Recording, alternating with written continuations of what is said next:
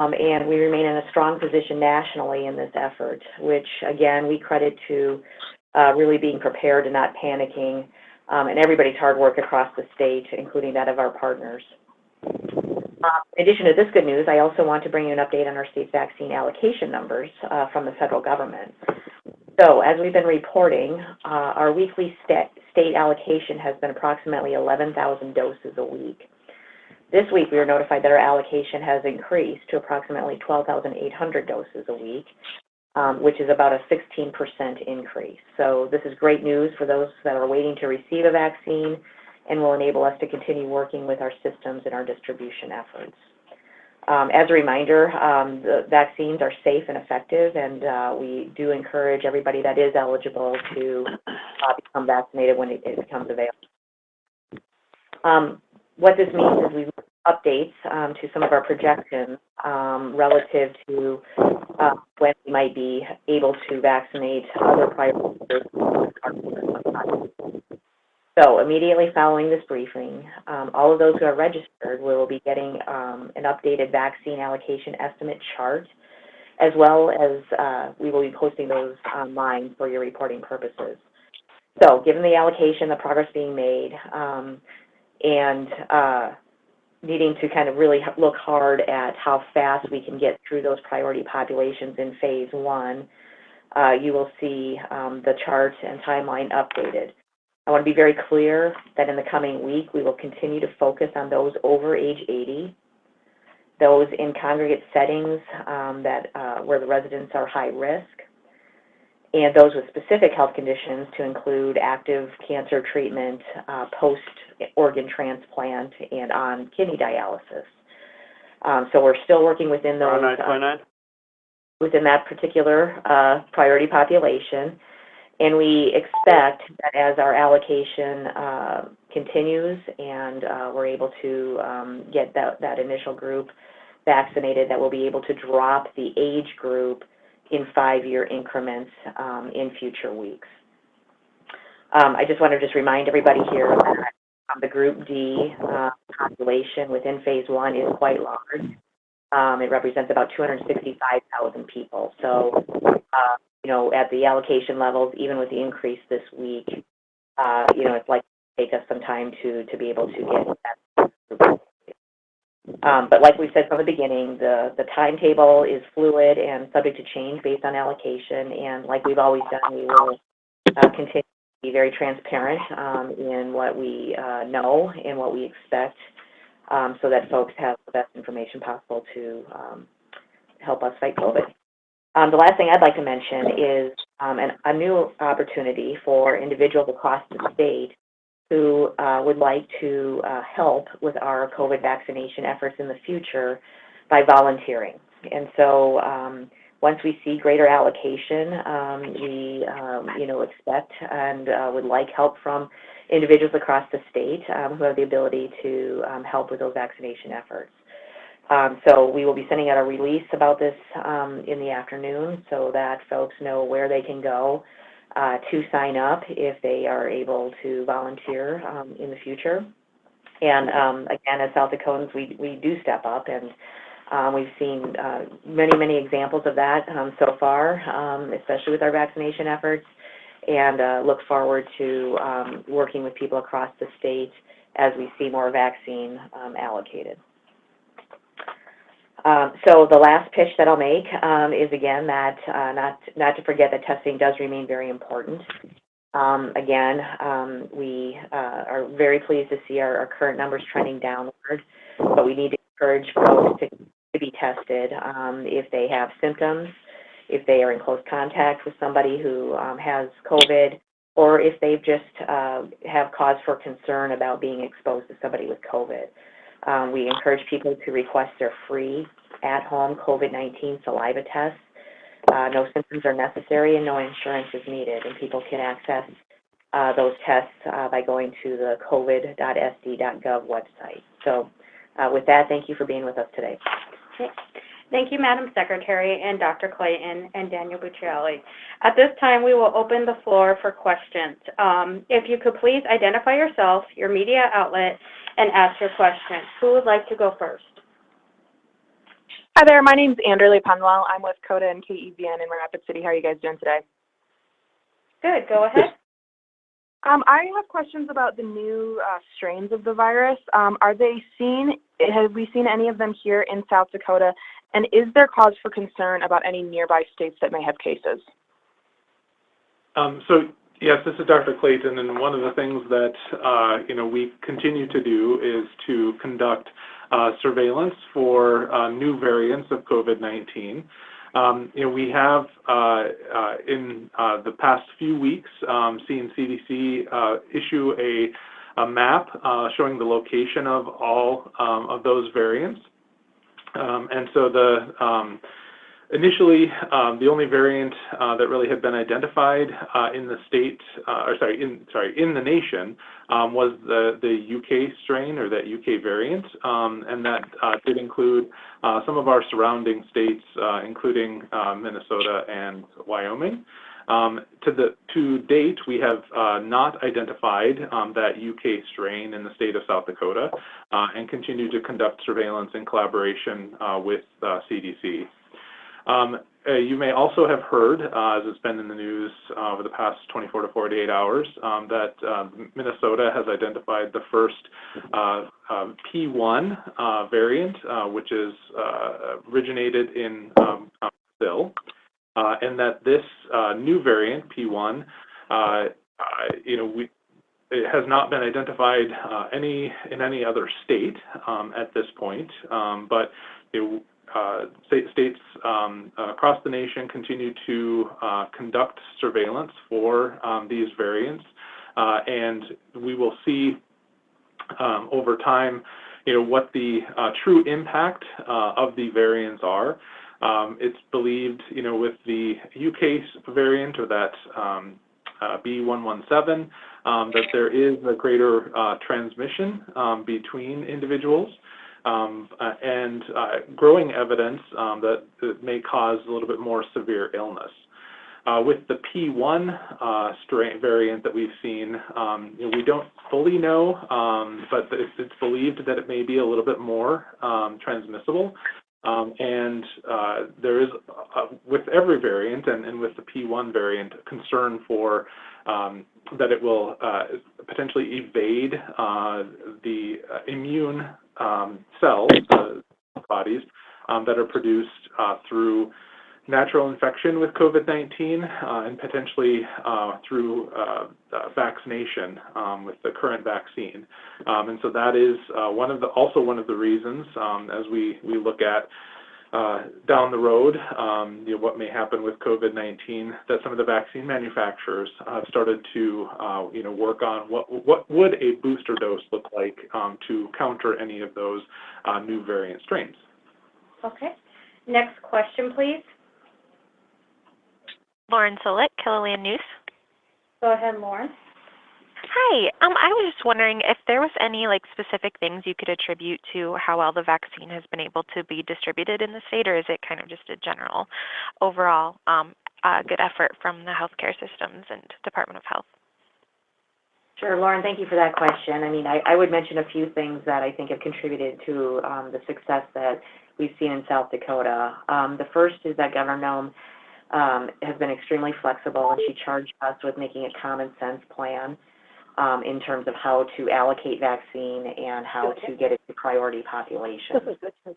We've also had, the resources that we've needed at the Department of Health to be able to get that planning going. We started planning back in August and have had statewide partnerships and good relationships with what we're calling our Phase 1 vaccinators. And so I'll just remind you that includes Avera, Mobridge Regional Hospital, Monument Health, Northern Plains Network, which is comprised of independent hospitals in Brookings, Watertown, Madison, and Huron, and then Sanford Health. Really working with that group to talk through logistics for some time now, and really troubleshoot some of the things that we knew we were going to need to take care of once we saw a vaccine here. We've also had great partnerships with other groups on some of these logistics, and I would just call out the Civil Air Patrol as an example of getting vaccine from one part of the state to another part of the state so that it can be deployed. We've also worked very hard at transparency so that everybody knows exactly where we're at with getting vaccine out and getting vaccine out by county so that people could understand how that was being deployed across the state. I think we have really seen a great response from people across South Dakota, and we want to make sure that people have good information about the fact that these vaccines that we have available to us are safe and effective, and we're seeing people step up and get vaccinated. And so I would credit people across the state for partnering to get this done. So again, it's been a lot about preparation and not panicking, and we've been working on this for some time now. The other thing that I will tell you is that from the very beginning, the Department of Health recognized that that we are going to need to really take ownership of this issue, and that as the state's health department, we wanted to make sure that this was a successful thing from as soon as we knew that there would be vaccines on the market. Okay. Next question, please.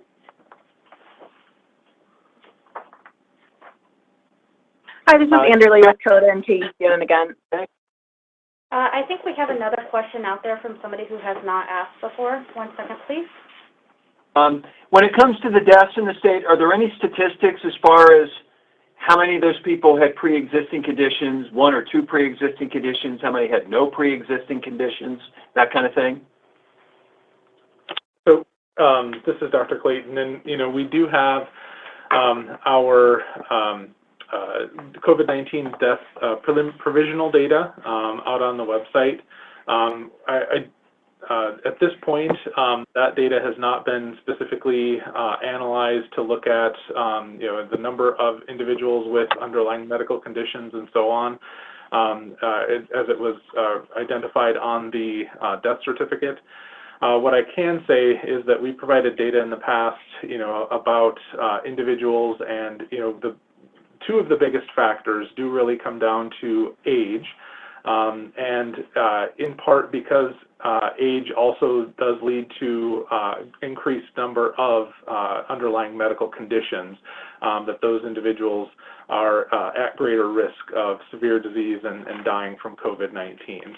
And so, that's the vast majority, of our COVID-19 deaths have been among individuals age 60 and over, and that we continue to have a focus of on those individuals to be vaccinated, to make sure that we're not seeing that same thing moving forward, making sure that those individuals who are at greatest risk are receiving the vaccine. Okay. Next question, please. Morgan with the Rapid City Journal. Go ahead, Morgan. So yesterday, the Biden administration promised about a 16% boost in vaccine deliveries to the states over the next 3 weeks. Can you say how much this would be for South Dakota? How many vaccines are left in inventory, and how many are on the next delivery when that's expected? Sure. So, Morgan, in prior weeks, we are seeing about 11,100 new doses, and that had been what we had been seeing for the past several weeks. Next week, we will get 12,800, which is that 16% overall increase. And so our understanding is that over the next several weeks, that is what we can expect as a state allocation. And so, again, that is good news, and we appreciate that. The other thing that we learned yesterday is that there is going to be an effort at the federal level to for the federal government to indicate to states several weeks in advance kind of what the outlook looks like for coming allocations. And that's important because right now it's been a week-by-week thing, and so the more insight we can have into what might be coming our way, I think it just helps with all of our planning efforts, and it helps with our communication efforts to people so that they know what to expect. I know Josh is pulling some data right now in terms of some of the other questions that you asked. I would just also note that South Dakota remains in the top 5 states for actually administering doses of vaccine that we have received. And so we continue to do very well with that. And, that will continue to be a priority for us in that once we get vaccine here, we want shots in arms. Mm-hmm. And, we do have information that helps identify, the number of doses that have been distributed to the state of South Dakota, and that is, again, another great resource is the CDC COVID tracker, which has a lot of good data, not just on vaccination, but case rates and laboratory testing and so on. In total, we have had 117,725 doses of vaccine allocated to the state, and that does include everything that was just recently received earlier this week. And we've had 82,021 doses of vaccine that have been administered in people, and that is data reporting through about noon yesterday.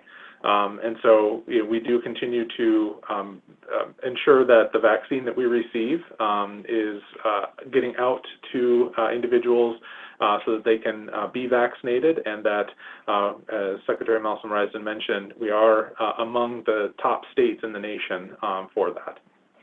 So just one point of clarification, the numbers total that have been allocated to the state does also include doses for the long-term care facilities that are working with CVS and Walgreens, and so that's a little bit different spin in terms of the state, how the state is in fact getting doses in arms, and so it does include those numbers.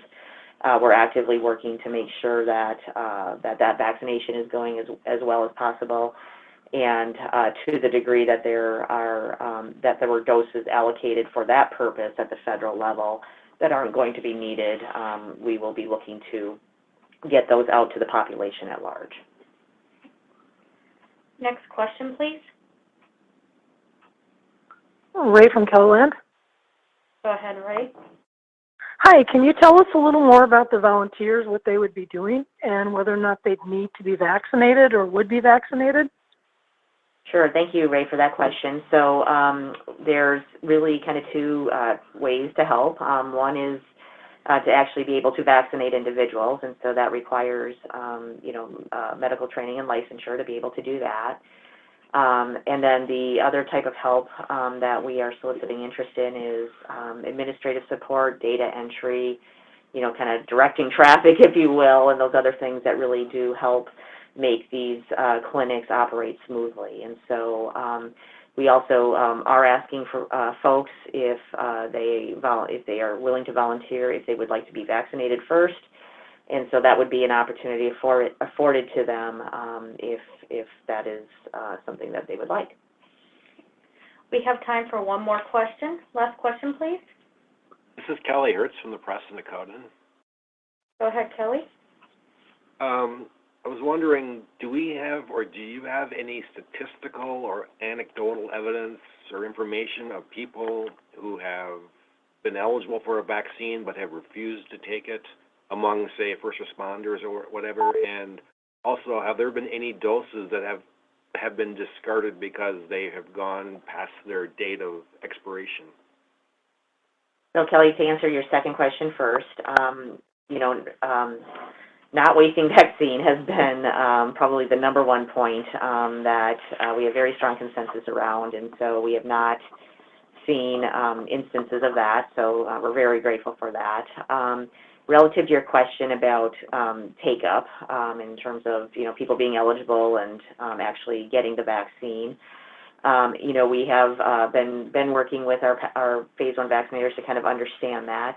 We have seen pretty high take-up among healthcare professionals, and reports between 65 and 70% of those individuals who have had vaccine made available to them in terms of them coming forward. So, and in the vaccine world, that is high, and we're very appreciative of that. When you talk to folks in nursing home settings among the resident population, I've heard reports from 95 to 100% of residents taking the vaccine, and so that's a really encouraging trend.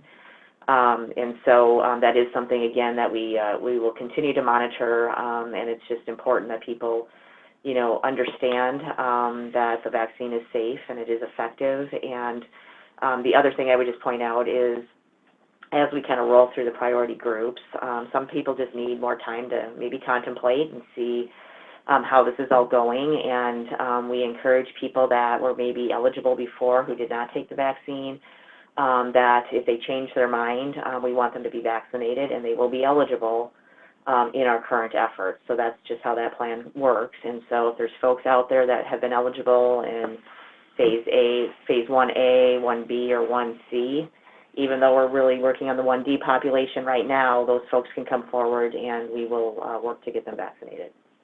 Okay. We would like to thank you for